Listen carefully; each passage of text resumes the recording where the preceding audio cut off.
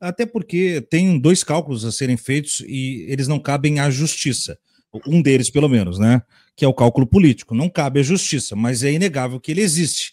E para Claro. que haja uma vitimização do Bolsonaro em cima disso, é muito fácil para impregnar a opinião pública, para que isso se reverta no Congresso de uma forma favorável a uma pressão política. E nós temos visto essa relação mais íntima do que já fora, né, entre os poderes. Mas saber, em especial, o recorte que eu lhe pergunto agora, professor, é sobre esse acordão entre os líderes do Congresso, Alcolumbre e Hugo Mota, tentando afinar com o STF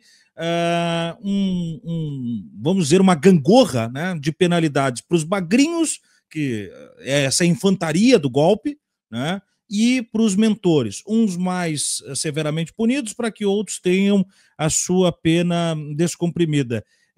O quanto isso é perigoso em termos de interferência no judiciário e o quanto isso é perigoso para todo o processo envolvendo também os mentores do golpe. Veja, você colocou primeiro com muita razão, a justiça não deve funcionar por razões de estratégia de poder, de disputa de poder. Esse tipo de reflexão não é um problema da justiça. A justiça tem que funcionar por razões de justiça, né? Então, primeiro, eu faço essa crítica muito clara à intimação que houve dele. Uhum. O hospital não autorizou dessa forma que estão falando, tanto que se fosse para o hospital achar que ele não tem gravidade, o hospital deveria transferir do UTI, claro, e não mantê-lo lá, né? Então, quando o hospital mantém um paciente no UTI, está declarando que ele tem um certo estado de gravidade, que precisa de um acompanhamento constante. O que eu acho que precisa ser investigado é exatamente essas autorizações que foram dadas para ingressar gente com câmera de vídeo para fazer live, entrar visitas, quer dizer, mesmo que seja numa situação de semi-emergência, precisa ser padronizado, tem um número determinado, não pode ser assim, porque senão ele não está realmente no estado de gravidade, transfira ele para o quarto comum, né? Não há... esse hospital tem tido um comportamento, a meu ver, um pouco inusual. Era importante verificar a correção na conduta dele, precisa ver o órgão estatal, Anvisa, e precisa investigar, ver o que está vendo, claro, que comportamento é esse. Dá até uma impressão, e pode ser algo que seja uma impressão equivocada minha, que o hospital está agindo politicamente em favor do Bolsonaro. Isso não se pode imaginar, né? É algo inadequado totalmente, né? Então, acho que precisa abrir uma investigação sobre o comportamento do hospital, objetivamente. No âmbito adequado do Ministério da Saúde, é importante que se determine, da Secretaria Local da Saúde, se não for Ministério, mas é importante que se determine, vamos dizer, a investigação da conduta do hospital nesse caso. Com relação a essa lei que você está falando, né? Como regra geral, não há problema nenhum você produzir leis que reduzam as sanções penais para determinadas condutas. Você não deve, e elas retroagem. Quando a lei reduz uma sanção penal, essa redução retroage em favor dos investigados e réus naquele momento. Isso é normal, né? Quando você aumenta uma sanção, não, aí não pode retroagir. Tem até uma expressão em latim, retroação in melius, né? Ou seja, não haver o que se chama de retroação in pejus, é coisa de advogado, né? Ou seja, você só pode retroagir se for para melhorar a situação do réu ou do investigado, nunca para piorar. O que chama a atenção, Tiago, é uma questão muito teórica. Eu tenho um livro escrito sobre o assunto, e para ninguém falar que é por conta do Bolsonaro. O livro foi publicado no começo da década de 90. Eu vou soltar uma segunda edição, porque eu acho que com essa coisa de anistia e esse negócio eu acho que é importante que esse livro seja publicado novamente. Ele trata exatamente do desvio de poder na função legislativa. O desvio de poder é um tipo de vício mais comum de você ver na administração pública. Por quê? Porque a lei, em geral, ela cria normas jurídicas genéricas e abstratas, e ela está condicionada só pela Constituição, e ela não implica num agir obrigatório. Como regra geral, o legislativo não é obrigado a produzir uma lei. né, porque ele é o órgão político por excelência, ele age de forma inovadora no sistema jurídico, ele cria originariamente direitos e obrigações. Enquanto que a administração pública realiza uma atividade, para usar a expressão do Celso Antônio Bandeira de Mello, ele usava até uma expressão meio arcaica, interessante, ele falava que a administração pública exerce uma função ancilar da lei, ou seja, uma função escrava da lei, né? Uhum. Então, na administração pública, o administrador público só pode agir quando a lei autoriza, né?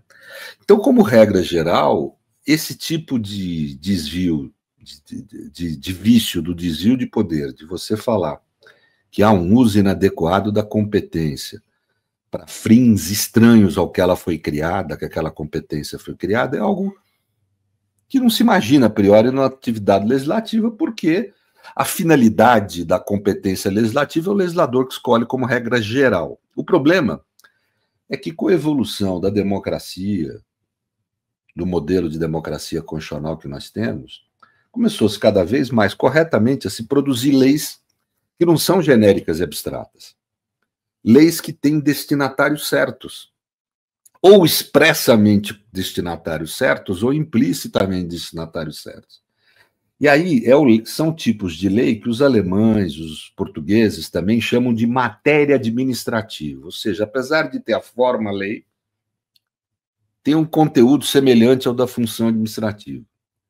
É o caso da anistia, por exemplo, que é um ato político praticado pela forma da lei, que beneficia pessoas determinadas. Então, você não pode usar da competência de dar anistia para querer refazer um julgamento do judiciário, para invadir competência do judiciário.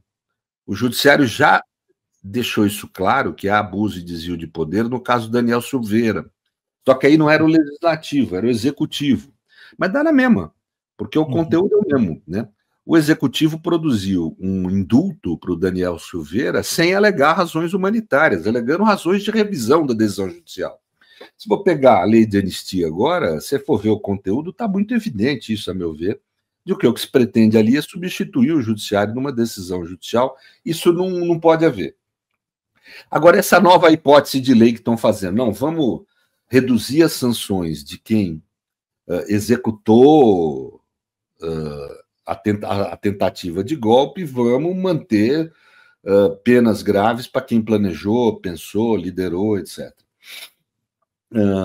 Além de eu achar esse tipo de coisa uma discriminação muito difícil, porque eu acho que tentar golpe é sempre tentar golpe, né? Quando você viu o sujeito, daqueles que quebraram as coisas lá no Supremo, indo para a internet, eu vi algumas provas, fiquei impressionado. O sujeito, não, nós vamos lá para derrubar esse governo e os militares vão intervir. Quer dizer, o sujeito pregando claramente golpe. Ele não estava indo lá para fazer uma baderna.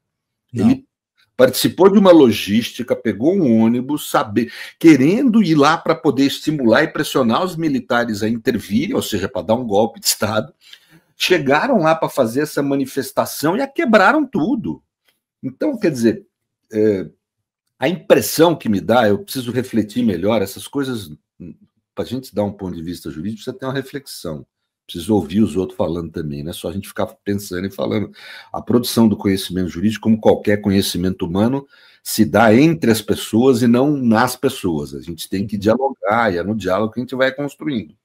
É uma questão muito nova essa. Mas a impressão que me dá é que há esse vício de estarem querendo, na realidade, anistiar uma parte ali, uma semi-anistia, mas, de qualquer forma, um benefício indevido, querendo substituir o judiciário no julgamento. Então, se caso isso se demonstre, é que nesse segundo caso não está tão claro isso que... A lei de anistia é claramente uma substituição do judiciário. Esse segundo caso é uma coisa mais na fronteira entre o que é a possibilidade legislativa de reduzir penas para algumas condutas e o que é uma intervenção indevida num julgamento judiciário. Então, eu preciso refletir um pouco, mas a primeira impressão que me deu, e talvez eu esteja errado, eu preciso refletir, é de que se pretendeu ali, na realidade, uma intervenção indevida num juízo do judiciário que é próprio dele, né?